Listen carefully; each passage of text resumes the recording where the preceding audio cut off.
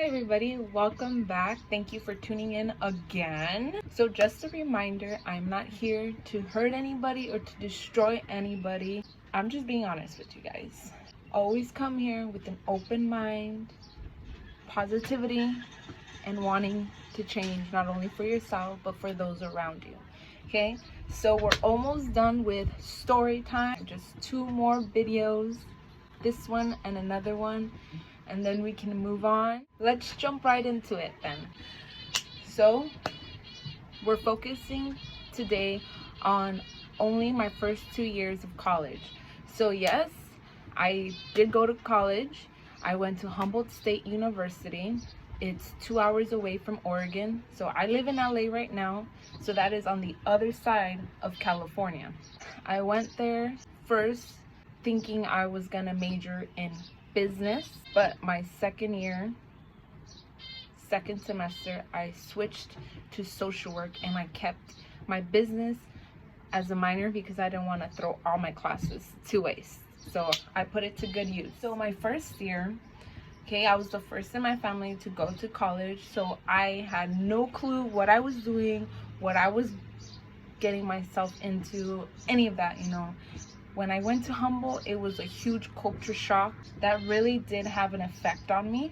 You know, out there's nothing but old white people. And if it's not them, then it's pure college students there. The way I first found out how racist it was out there was when I got a letter through email through our president of Humboldt State stating that 2 African American females from Humboldt State were harassed in the town over in McKinleyville. There was a bunch of white dudes in a pickup truck who were literally throwing stuff at them and following them. And things just got worse. There was so many people that were going missing and days later found dead, people getting murdered. Like, it was crazy. Like, I honestly was scared, but I didn't let that stop me. Of course, I still went out and about and did my own thing. I mean, because we gotta live, right? We gotta live. We can't just shelter ourselves away in something. I also had learned my freshman year in college that also had another setback on my life was my oldest brother from my mom confessed to me about what him and my other brother would do to me when I was little. All those years growing up, I always thought it was in my head, and the discomfort that I felt around them growing up, I thought it was just me, but in reality, it was because of the trauma. That confession from my brother really messed with my head, and the way he went about it and how he told me, it wasn't right. It wasn't right the way he handled it, but we can't change that. Gotta learn from it and move on, and that's what I had to do. He just went on with his life after that. That tore me, and for the fact that I wasn't completely alone, but when you're depressed, you think you're alone. Your mind takes over and you tell yourself all those things, but it's not actually true. And of course, it took me a while to understand that and to get that. But when I say that I was completely alone, I mean I didn't have any family to turn to. I didn't really have anybody to talk to because me personally, I have huge trust issues, and I am literally currently right now working on that because I noticed that I've ruined a lot of past relationships, and I don't mean like dating, I just mean overall in general, my relationships with people. I have ruined them because of my trust issues. I couldn't just tell anybody what I was feeling, what I was thinking, because at that moment too, I thought to myself, you know, like, what are they gonna think? Are they gonna judge me, like judge my family? And that's another thing too, that I hid a lot of this past trauma away because I was afraid of what the outside world would do or say about my family. But at this point, now that I'm grown and understand the world and everything around me, I don't give a I don't. And I'm tired of protecting people who don't give a shit about me, protecting those who have never bothered to change for me, for a better and healthier relationship and life. I'm not trying to come out selfish or anything, but it's the truth. My second year was literally the hardest year for me. It took so much for me, so much for my life. Depression. I literally was losing it, guys. The reason why was because my living situation was not the best. My sophomore year going in, I always forget this, but I shouldn't, because it happened. I didn't have a home.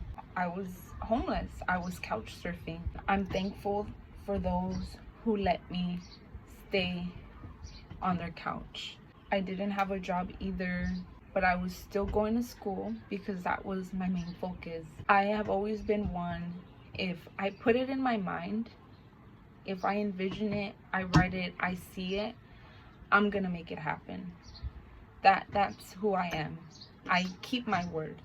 So even though I didn't have a permanent home, I still went out there and I still went to school, because getting that degree was what I wanted and what I needed in my life, to make a difference, not only in my family, but for my culture and for my community. So literally a week after going back, going to school, I ended up getting a job and getting a home. I moved into the college apartments on campus at Humboldt State, and I had only one roommate, but we had to share the kitchen area. The people that were in my sharing living environment, they were not clean, and that drove me crazy, because for those who may not know, my mother is a freak, and I grew up around those habits, and she always put me to clean since I was a little girl.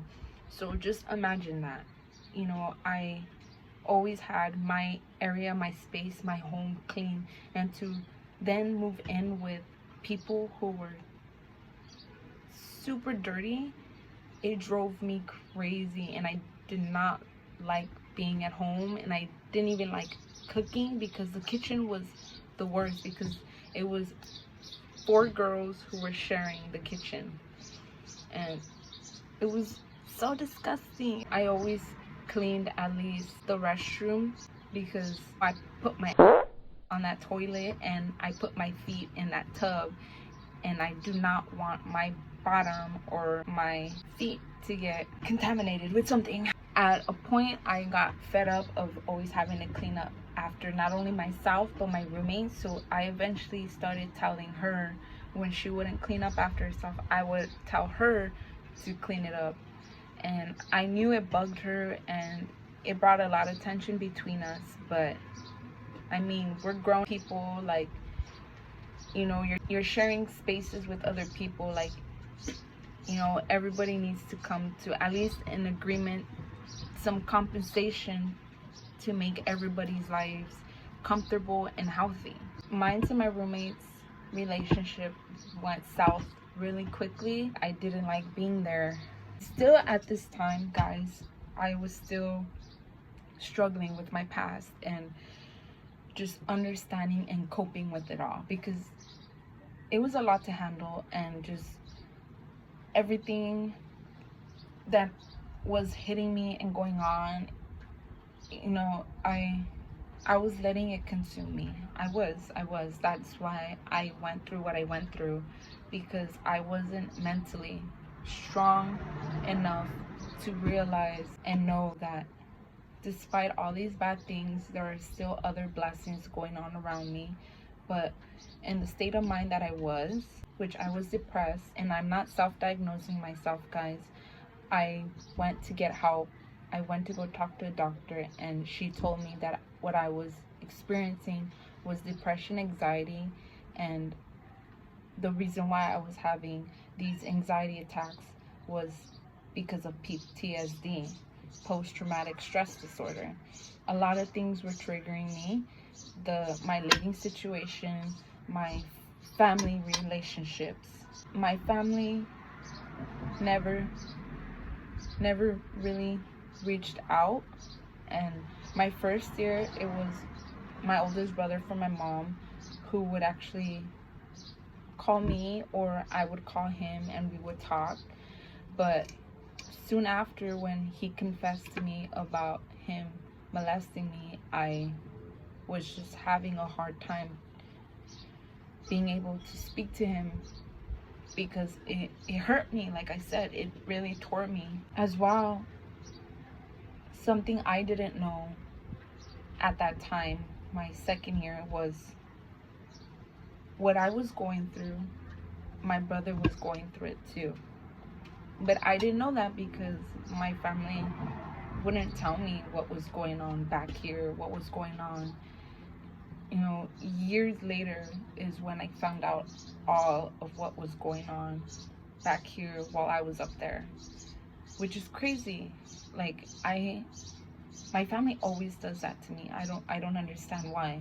So going back to my sophomore year, the only reason why I got help, why I went to the doctor, why I started going to therapy, was because I was getting anxiety attacks really badly, where I would collapse and black out. That scared the hell out of me. It scared me because when I was having those anxiety attacks, I thought I was dying, because it literally feels like you're dying. You start losing your vision. Well, at least for me, but I know a lot of people who have expressed their experiences of when they get these anxiety attacks or panic attacks. It's similar. So my experience for my anxiety attacks was I would start losing my hearing and my vision. Everything would start closing in on me. I would start seeing blurry, and then it would go black, and I would become so weak. It would be so hard to breathe, guys. It was so hard to breathe, and I would just collapse. I was also unhappy with my major, with my business major, which was the main reason why I switched from business to social work and just kept the business as a minor. I've always known that helping others truly makes me happy. It is a passion. And that second semester, I had to take a social work course just to get a feel of what to expect. And my professor brought up depression, how, you know, a lot of our clients will have mental health issues, and she addressed some of them, and one of them was depression. And she went into what depression was, the symptoms, and where our clients could get the help and the resources. That's when I realized that there was more to me than I knew. And that's when I realized, like, that's what's probably wrong with me. At that moment, yes, I thought that, but of course, you know, there's nothing wrong with you if you have depression. It's just something you need to work with, cope with, and try to get yourself out of it. So for those who may not know exactly what depression is a persistent feeling of sadness or loss of interest. Depression can lead to a lot of different behavioral and physical symptoms. Some of these behavioral and physical symptoms can be a change in your sleep, appetite, your energy level, concentration, your daily behaviors and or self-esteem. And remember guys, I'm not a doctor, and never self-diagnose yourself.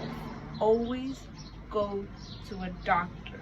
Depression is also associated with thoughts of suicide. When I started hearing and learning all of this, it triggered me. And just with everything else that was going on, all the changes in my life and everything that I was experiencing, it took a toll on me. And that's when I started having my anxiety attacks. And I literally would hide away from everybody.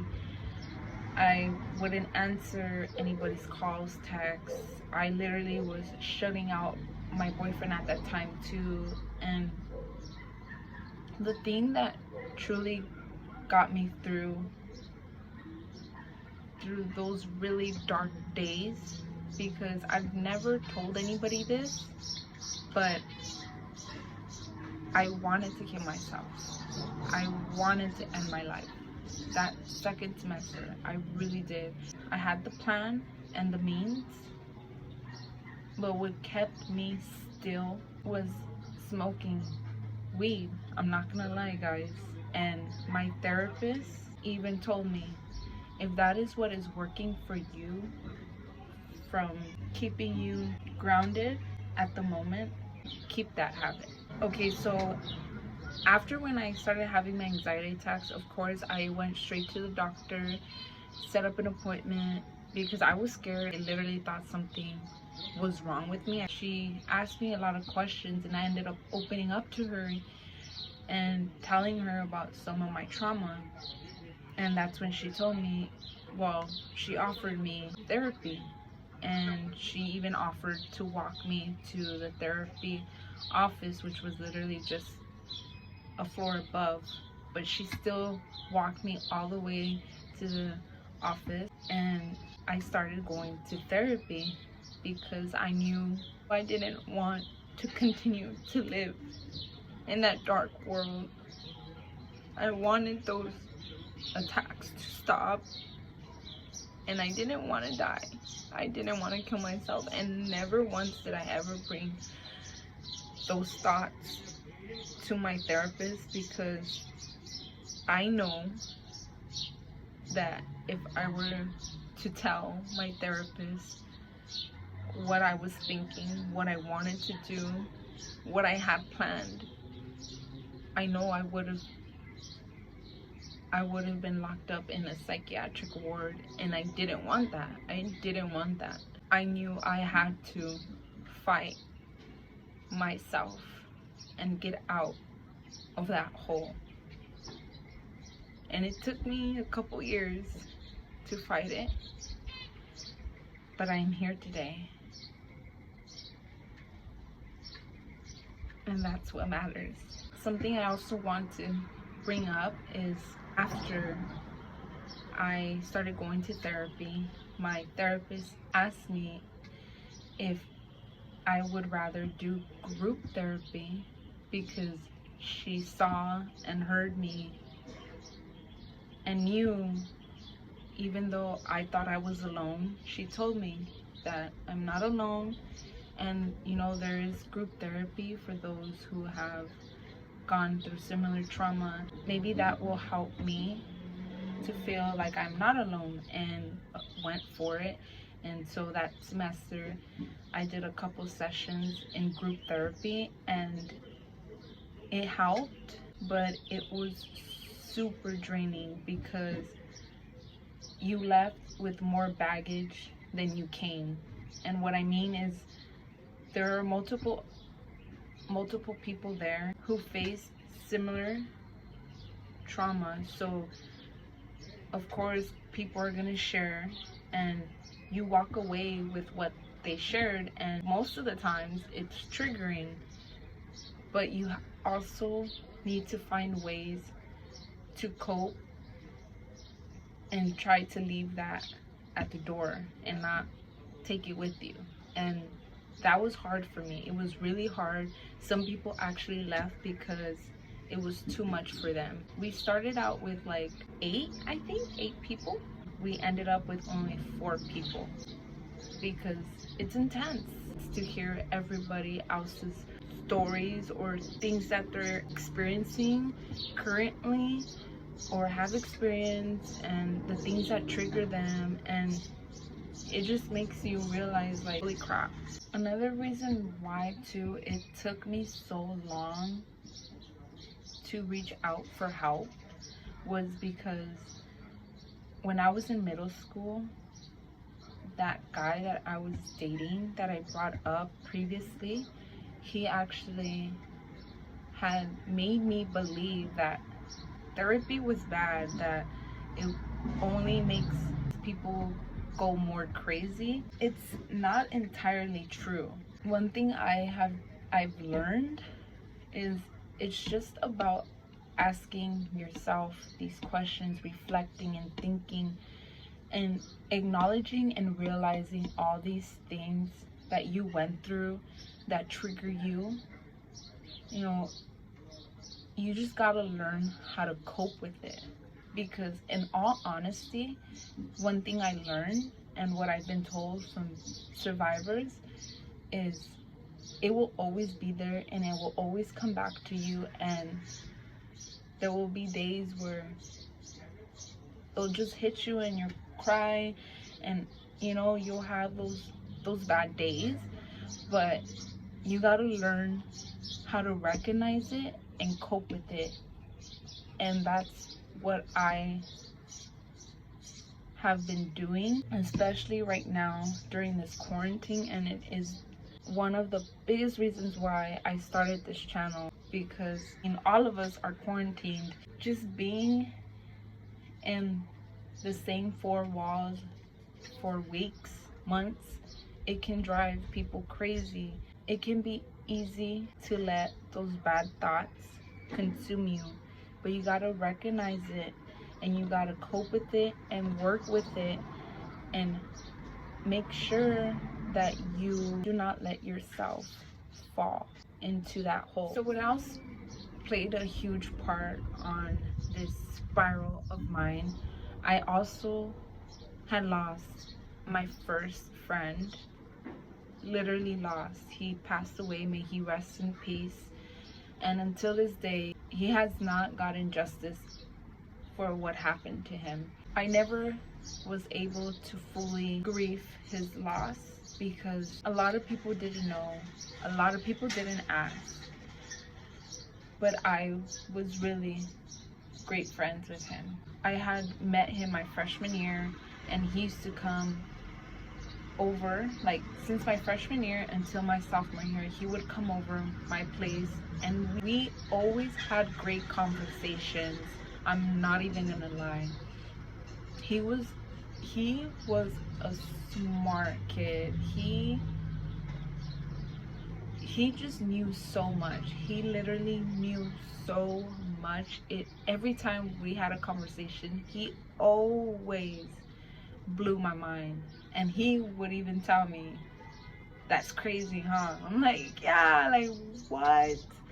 He taught me so much, and it was so upsetting to me that God took him out of my life, took him out of his family's life, out of his friends. I always was trying to be the big person and holding it down for those around me, especially my boyfriend at the time. He was really great friends with him. He grew up with him. So I tried and did whatever I could to help ease that pain. One thing that really helped me through all of college was the people who I kept close to me, and God. I'm not gonna lie. God played a huge role while I was out there. I just want people to know that they're not alone. You are not alone. You, the viewer. You know, I am grateful that many people have opened up to me and have been honest to me about what they have gone through, and the fact that these videos are helping them cope, helping them realize things that they never would have realized. And I'm eternally grateful for that, because that is why I started this. Because getting assaulted in any shape or form, it's more common than people know, than people realize. Over 3 million cases per year are noted, and there's still hundreds, thousands of people who never even come forward. People who are diagnosed with depression and anxiety as well, it's the same rate of cases, over 3 million, more common than you think. And if I can give someone else this knowledge or that feeling, simply knowing that they are not alone can go very far. In all, thank you again for watching, for being here. I appreciate you guys for the honesty and the support. Don't forget, guys, share these videos. Share these videos. Literally share these videos, because this can help others in ways that you don't even know, that you don't even think. And I am just one person. There is just so much I can do.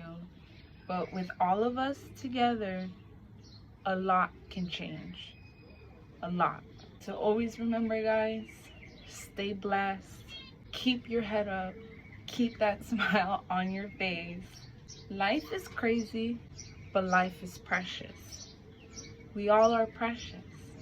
So live every day like it's your last. But don't make it your last. Keep pushing, guys. Keep fighting. We're gonna get through this. No matter what it is, no matter what you're going through, we are all gonna get through it. It's mind over matter. You have the power to change your thoughts and put new positive thoughts in your mind, and that will go far. That will take you far, farther than you think. Every day and every night that you wake up and go to sleep, always put positive thoughts in your mind. And throughout the day, of course, we have those bad moments. You know, everybody gets mad, everybody gets sad. You know, we all feel these emotions. We're all human. But do not let those bad days, those bad thoughts, that bad energy that you're bringing into yourself, don't let it consume you. Do not let it consume you. Mind over matter, guys. Always remember that. Always remember that. Mind over matter. Your mind is way more powerful than you think. Until next time, one more video. One more.